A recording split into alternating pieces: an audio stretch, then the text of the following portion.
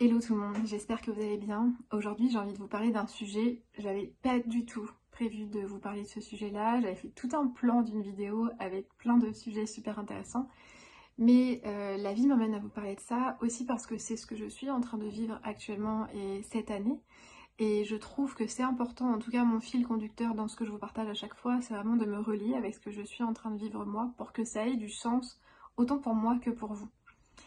Et le sujet que j'ai envie d'aborder aujourd'hui, c'est le sujet de l'évitement, la stratégie de l'évitement. C'est quelque chose qui a longtemps fait partie de ma vie. Et ce qui se passe en fait quand on se reconnecte au système nerveux, quand on est beaucoup plus en présence à son corps, évidemment que la vie ne change pas en fait. C'est notre capacité de perception qui nous permet de voir ce qui est en train de se passer, de voir ce qui a toujours été là en nous, avec beaucoup plus de discernement et d'honnêteté en fait avec soi-même.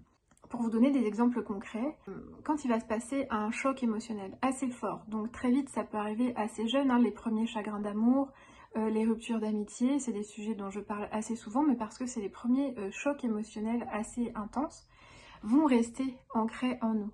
Parce qu'on a tous des stratégies d'évitement, quand l'émotion est tellement intense qu'on a peur de mourir. En fait, à l'intérieur, c'est ça qui se passe, c'est vraiment le système nerveux, c'est vie ou mort.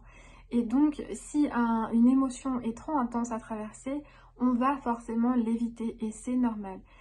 Quand on a des systèmes d'intensité en place, les stratégies d'évitement vont elles aussi être intenses. C'est-à-dire que, par exemple, lors d'une première rupture, d'un gros chagrin d'amour, il va y avoir des stratégies comme vite, vite, vite, je vais faire la fête, je vais me bourrer la gueule, je vais sur Tinder, je vais faire un voyage à l'autre bout du monde.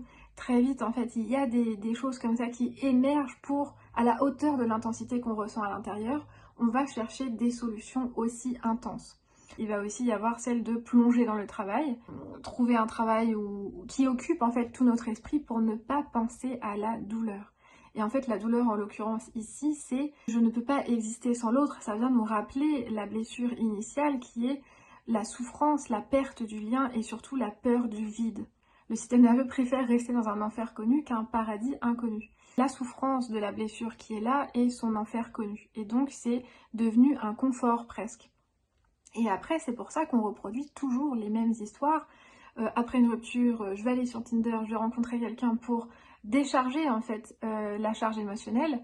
Et il s'avère qu'il y a une histoire qui va durer. Et donc là, je vais reproduire encore le même schéma et reproduire la rupture qui me fera à nouveau mal et qui fera que je trouverai un autre système d'évitement pour ne pas ressentir cette blessure que je repousse depuis des années et parfois même depuis l'adolescence et depuis l'enfance. Il y a quelque chose que j'ai vu il y a pas longtemps aussi, j'ai une de mes formatrices en régulation du système nerveux, elle a traversé elle aussi une rupture par exemple l'année dernière et en fait elle expliquait que sur les réseaux on a suivi son chemin et c'était très intéressant parce qu'elle nous a parlé avec cœur ouvert de voilà je vis une rupture et c'est très dur, comment elle s'est régulée, comment elle a géré son système nerveux pour traverser ses émotions. Mais la phase d'évitement est quand même arrivée parce que c'est tellement ancré dans un système. Et donc elle, en l'occurrence, c'était partir à l'étranger. Et après, d'un coup, sur les réseaux, elle se montrait très très très rayonnante, très enjouée, réjouie. Elle brillait en fait de joie. Mais c'était un peu intense. Et donc là, je reviens aux polarités, qui est un sujet qui m'intéresse beaucoup et dont je parle souvent. Parce que quand quelqu'un va se montrer comme ça, dans l'extrême, dans la joie, à danser, à dire que la vie est belle, etc., à l'intérieur, il y a exactement l'inverse qui est présent. C'est-à-dire qu'une personne qui va être très extravertie, à l'intérieur, il y a forcément une part qui est extrêmement timide. Tout ça, c'est des stratégies inconscientes. Et donc quelqu'un, après une rupture, qui va se montrer extrêmement joyeuse sur les réseaux, même si c'est 3-4 mois après, ça cache forcément une souffrance à l'intérieur qui est à la hauteur de à combien elle se montre joyeuse sur les réseaux. Et ça, pareil, c'est pas facile à entendre parfois parce que quand c'est notre propre stratégie, par exemple, moi, ça a été la mienne pendant très longtemps d'être très très très sociable, de parler à tout le monde, de rigoler avec tout le monde, d'être vraiment too much en fait. Et en dessous, ça cachait une grande timidité et une grande sensibilité que je ne pouvais pas dévoiler en fait.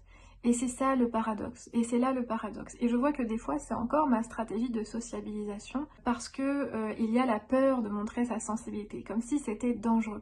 Et c'est pour ça que ça me touche d'autant plus de faire ce métier aujourd'hui, surtout dans les séances de yoga et dans les séances individuelles, parce que c'est vraiment c'est l'endroit où il y a le plus ma sensibilité qui est exprimée et qui crée du lien en fait, parce que c'est mon essence profonde que j'ai voulu repousser pendant des années.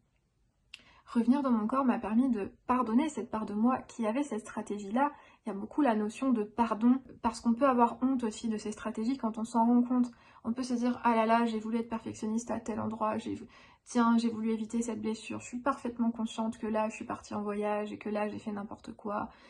Et c'est ok en fait, parce que le plus important ici, c'est vraiment de regarder ça avec douceur, avec accueil et avec vulnérabilité, de se dire mais c'est ok, on a des systèmes nerveux qui sont complètement fucked up dans une société qui n'est elle-même pas régulée, donc c'est tout à fait normal. Et d'ailleurs on le voit aussi qu'il y a beaucoup de conditionnement à cet égard, dans les séries, dans les films. Moi j'aime beaucoup regarder des films cucu, des séries de teenagers américains, j'adore. Mais je vois bien que le conditionnement qu'il y a derrière, quand il est question d'une rupture ou quand la personne va mal, tout de suite elle va faire quoi? On va la voir aller manger de la glace dans son frigo, ça c'est très américain. On va la voir aller faire la fête, se noyer dans l'alcool. Même dans les films français, on voit hein, les stratégies d'évitement et de fuite parce que c'est humain en fait. Et parce que tout le monde a ça à l'intérieur de soi. L'enjeu, le dilemme en fait ici, c'est de rester avec. Et ça ne veut pas dire reproduire une forme de violence, ça ne veut pas dire non plus je reste avec, je reste avec, je reste avec, je reste avec. Non, ça c'est aussi une forme de violence envers soi. C'est vraiment d'aller en douceur.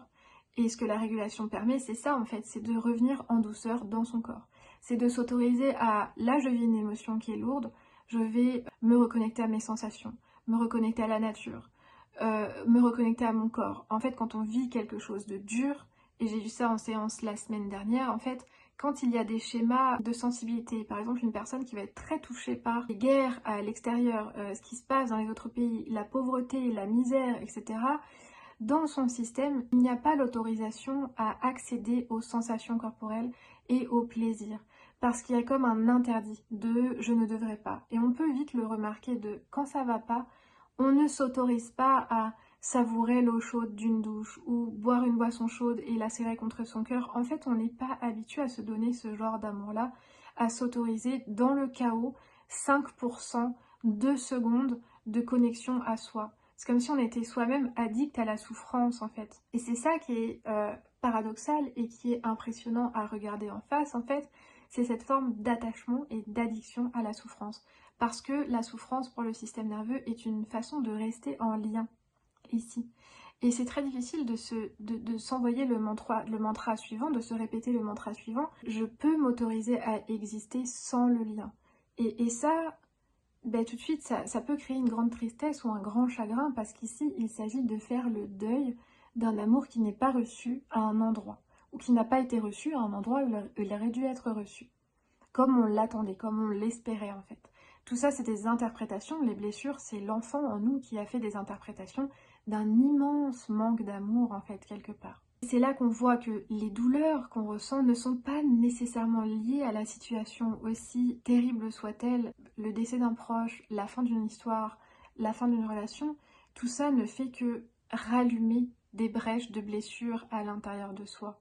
Des blessures qui n'ont pas été traitées, qui n'ont pas été vues, et c'est là qu'on voit la richesse de la vie en fait, qui nous amène toujours à vivre des expériences pour qu'on voit ces blessures-là. Et je vous disais que je traversais ça cette année parce que justement ça a toujours fait partie de moi, sauf que là je le vois en conscience. C'est-à-dire que je vais avoir des mécanismes de fuite qui sont présents, parfois je peux replonger aussi dans un mécanisme de fuite et me dire mais c'est ok en fait, d'activer le pardon en soi et de voir ça et de se dire je le vois, j'en suis consciente et aujourd'hui je suis capable de rester avec et de voir ça avec des outils très simples. Des outils très simples qui sont écrire chaque matin ce que je ressens, parler de la dépendance affective, parler de l'addiction, s'autoriser à ressentir, encore une fois, c'est ça la plus grande richesse en fait, c'est que quand on revient dans son corps, on se rend compte qu'il y a l'espace, il y a un espace en soi qui est stable et qui est capable de rassurer l'autre part. C'est-à-dire que si je ressens une immense tristesse, un immense chagrin, ce n'est pas l'intégralité de ma personne, c'est une part de moi. Donc si je commence à me dire des phrases rassurantes comme c'est ok, je suis avec toi, je vois ce qui est en train de se passer et je te lâcherai pas et je comprends ta douleur et je comprends ta peine. Vous pouvez voir que tout de suite quand vous vous dites ça dans une crise d'anxiété ou d'angoisse ou de larmes, que ça apaise le corps en fait. C'est comme si votre corps comprenait que vous êtes ok de naviguer avec ces deux parts-là. Ça peut demander, ça peut être challengeant au début, mais juste essayez de le faire. L'autre jour, je parlais d'une crise de larmes et de se dire des phrases assez drôles comme c'est génial, mais il peut y avoir aussi des phrases extrêmement rassurantes comme je suis avec toi. Et ça ancre en fait quelque chose en vous qui est de l'ordre de la sécurité intérieure. Vous allez trouver votre propre langage, vos propres phrases, les phrases qui marchent pour vous. Moi, je sais que celle qui fonctionne très bien, c'est je suis avec toi. Et ça renforce en fait le système, la stabilité et l'ancrage.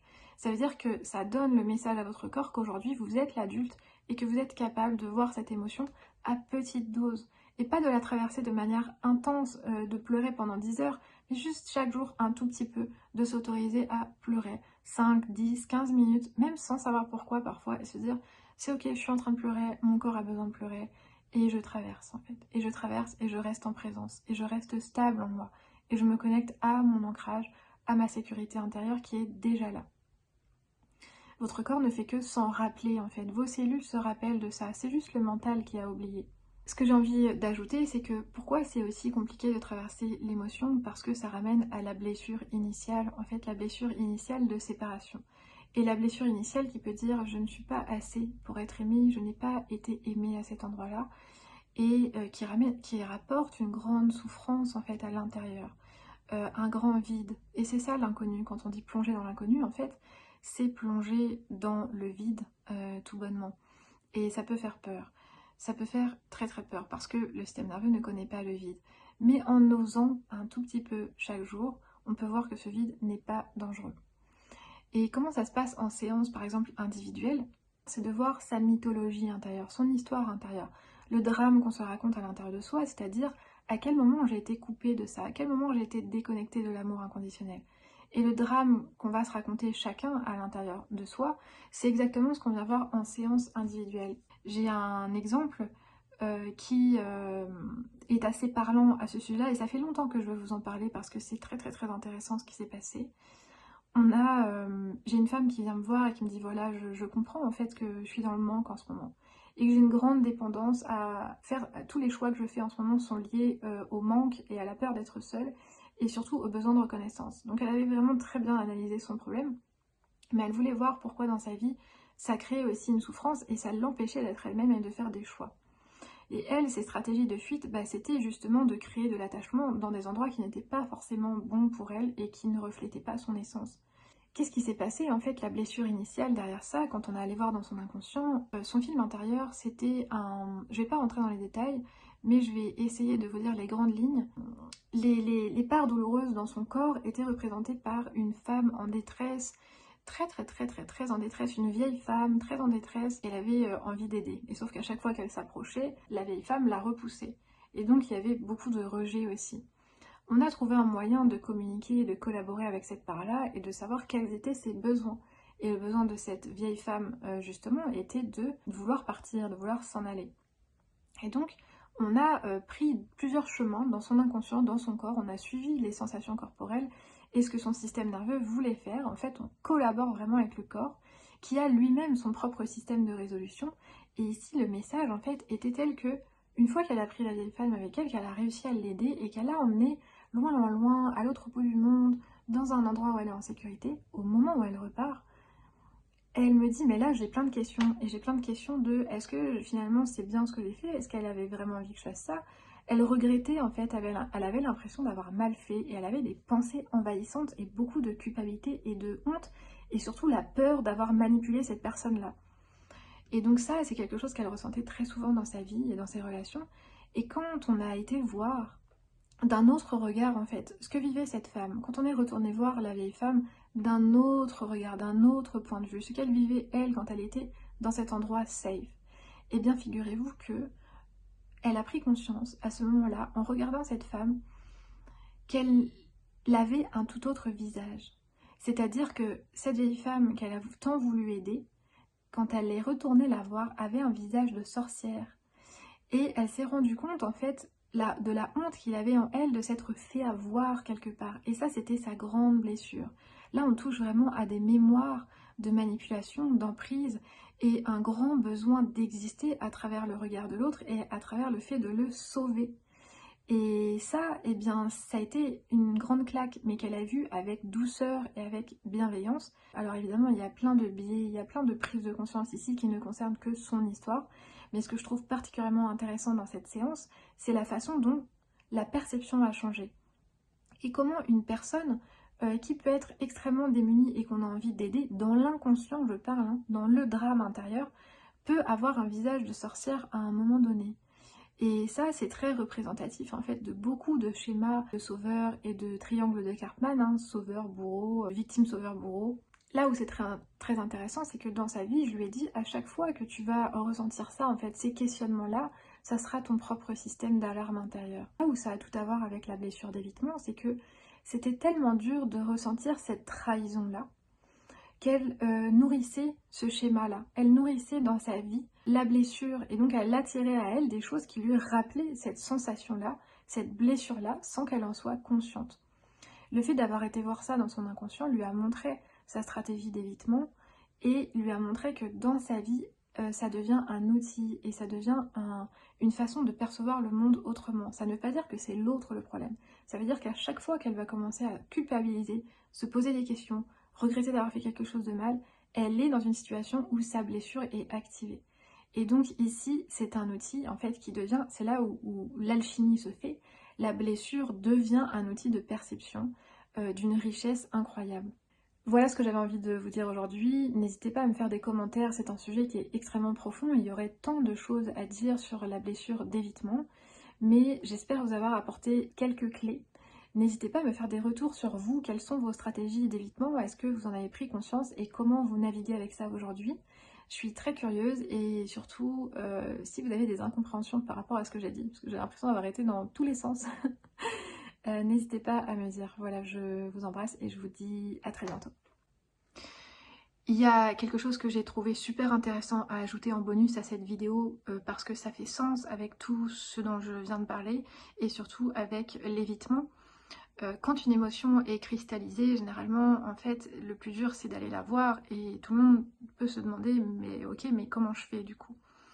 Et cette méthode-là, ça s'appelle la méthode Sedona, S-E-D-O-N-A. Je l'ai découvert il n'y a pas longtemps, mais je vais essayer de vous l'expliquer avec un point de vue un peu plus axé sur la régulation et le système nerveux, parce que ça dépend de chaque personne. Mais en tout cas, je trouve cette approche très intéressante, qui rejoint ce qu'on travaille en séance et qui rejoint aussi ce que vous pouvez faire, vous, chez vous, en autonomie. C'est un de mes axes préférés, de savoir que la personne peut devenir autonome, je trouve ça super important. En fait, il s'agit de plusieurs questions à se poser. C'est-à-dire, et on peut faire ça toute la journée, on peut faire ça pendant 10 minutes, il y a plusieurs couches en fait d'émotions. On dit souvent que derrière la colère, parfois il y a de la tristesse, et bien c'est vrai, et ça marche aussi dans l'autre sens.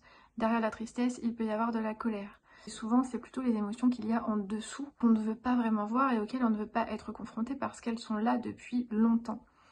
Et il s'agit d'y aller en douceur, encore une fois, avec honnêteté, avec courage, mais aussi vulnérabilité. Et se dire que c'est ok, il n'y a pas de bien mal en fait, c'est votre corps qui répond. Donc s'il répond non, je suis pas prêt à une question, bah c'est ok en fait. C'est normal d'avoir besoin de temps. Pour que ce soit un peu plus clair, je vais vous dire les questions et comment ça fonctionne. Dans un premier temps, quand vous marchez dans la rue, vous êtes assis à un café, vous êtes chez vous, on peut s'interroger sur ok, si je m'interroge à l'intérieur, comment ça va vraiment? Qu'est-ce que je ressens là?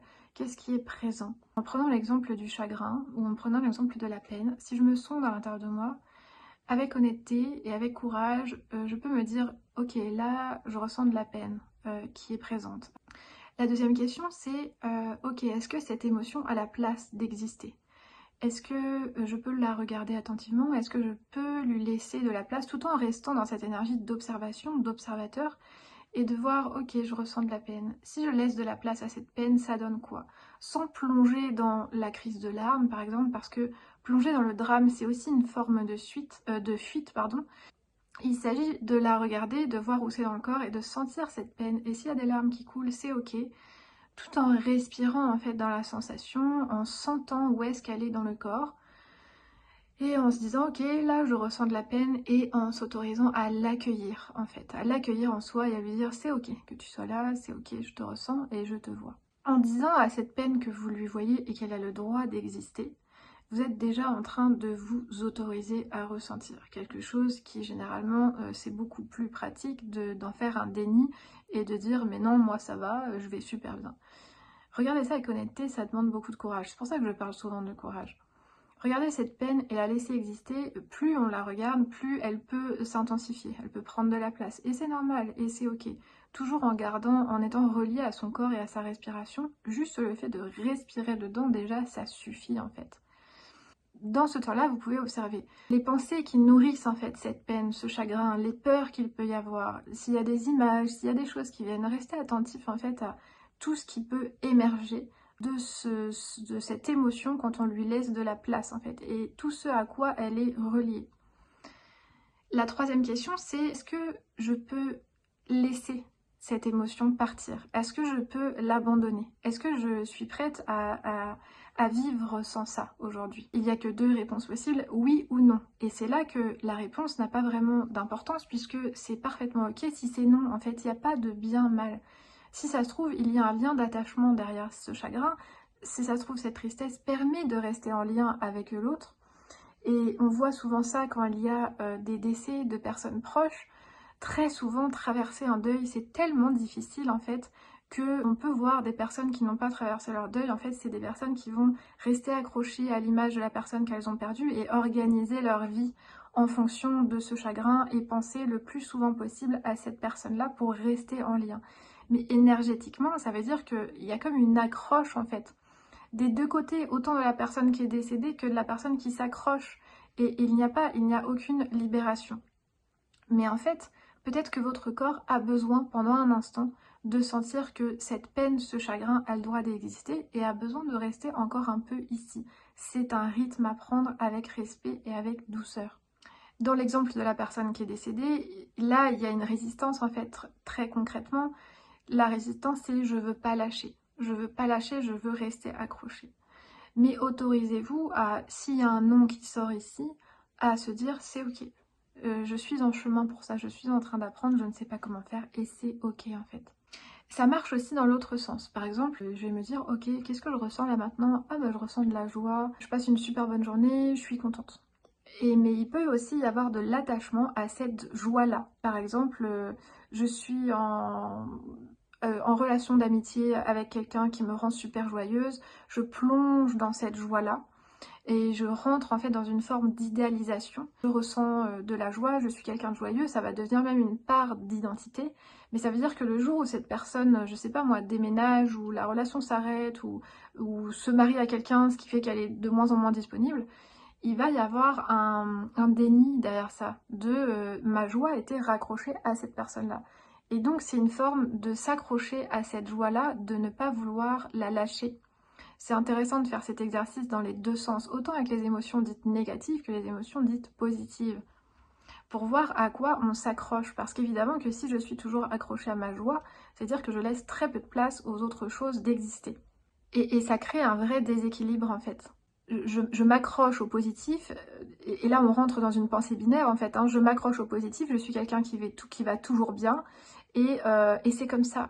Ça devient une réalité, mais cette réalité est faussée. La quatrième question, c'est est-ce que je veux lâcher cette émotion? Et vous voyez la nuance en fait, hein, entre est-ce que je peux lâcher cette émotion et est-ce que je veux lâcher cette émotion. C'est-à-dire que dans le premier cas, vous pouvez dire non, je peux pas, vraiment là ça s'accroche, j'ai besoin de cette peine, j'ai besoin de la ressentir, j'ai besoin de sentir encore le lien, ça me demande du temps et c'est ok. Est-ce que je veux la lâcher? Oui, au fond j'ai envie de la lâcher, j'ai envie d'aller mieux, j'ai envie de me sentir bien. Ou ça peut aussi être non. Non, je ne veux pas la lâcher. Et c'est ok. Là, en fait, on est vraiment dans un travail d'honnêteté avec soi-même. Et il n'y a pas de plus beau langage de l'amour que de se dire la vérité et de se dire la vérité à soi-même aussi. Et donc de laisser cette émotion exister à travers soi. Si je ne peux pas la lâcher, si je ne veux pas la lâcher, eh bien c'est ok. On voit juste qu'on a besoin de s'accrocher encore un peu. Et on peut même avoir l'image d'un paquet en fait qu'on tient en haut d'un escalier. Et en visualisant cette scène, on peut même visualiser comment est ce paquet, est-ce qu'il est lourd, est-ce que je le tiens contre moi, est-ce que je le tiens en hauteur.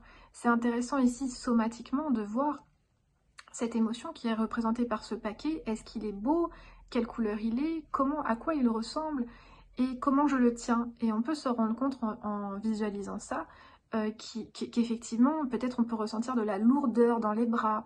Par la gestuelle, on peut sentir les bras tendus, ou au contraire, si on serre fort, fort, fort, fort, on peut sentir en fait la tension corporelle qui est là, qui est la tension qui s'accroche. Et c'est ok en fait, juste de la voir et de la ressentir, c'est déjà énorme, c'est déjà 80% du travail, et surtout de ne pas juger ce qui est en train de se passer. Parce que votre corps a parfois un langage de l'enfant qui ne veut pas lâcher comme lâcher son jouet.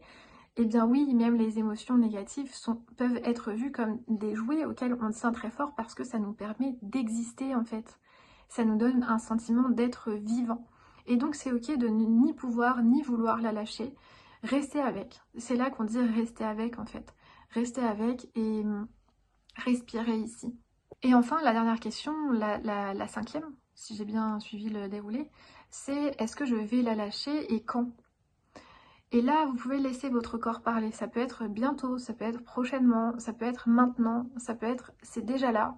Si la volonté est grande en fait de vouloir passer à autre chose, vous pouvez voir ce qui vient. Laissez venir absolument tout ce qui vient comme réponse. C'est voilà, c'est tout à sa place en fait. Je vais vous donner un exemple très concret. Par exemple, quelqu'un sort du travail, a vraiment passé une mauvaise journée. Ça se passe très mal avec les collègues, ça se passe très mal avec le patron, les clients, c'est une grande source d'anxiété. Et en rentrant chez lui, c'est tout autant malsain parce que son couple va très mal, sa femme veut le quitter, ses enfants se sont battus à l'école. En tout cas, c'est un enchaînement de problèmes qui font que, au niveau du système nerveux, il y a une forme de sidération en fait, et du coup de blocage émotionnel parce que c'est trop intense, c'est beaucoup trop. Et on est dans un système de peur qui est monumental en fait. Qu'est-ce qui se passe ici si cette personne prend un instant pour faire pause? Et je dirais que c'est ça la chose la plus essentielle ici, c'est d'arriver à faire pause quand elle est en train de marcher, quand cette personne marche dans la rue et voilà, et plongée dans ses problèmes, dans tous les trucs qui vont pas. Si elle fait pause, elle se dit ok, qu'est-ce que je ressens maintenant? Je ressens que ça va pas, je ressens un mal-être, je ressens de la peur. Ok, et est-ce que cette peur, si je la laisse émerger en moi, si je lui laisse de la place, à quoi ça ressemble? Qu'est-ce que ça me fait dans le corps? Qu'est-ce que ça fait de respirer ici? Si je lui permets d'exister à 5% en plus et qu'elle prenne sa place, parce qu'elle mérite d'être vue en fait, elle aussi.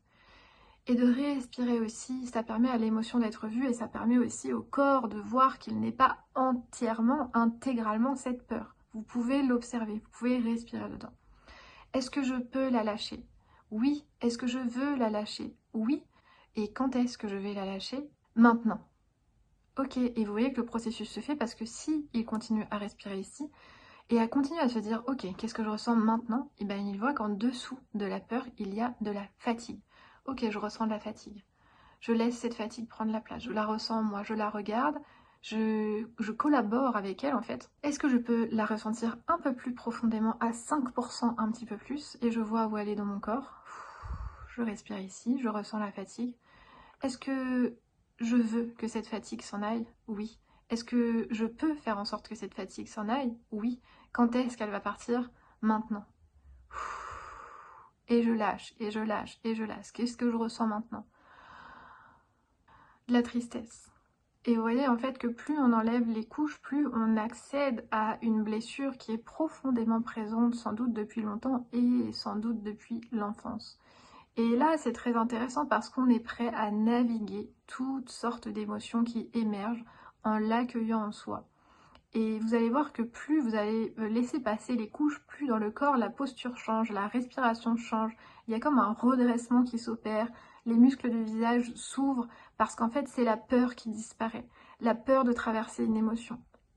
Et votre corps reprend confiance. Et c'est exactement ça qu'on appelle la régulation du système nerveux. C'est oser traverser une émotion avec quelques outils qui permettent de traverser la peur en fait principalement. Et de voir et de collaborer et de s'apporter cet amour inconditionnel qui est la pleine autorisation du ressenti.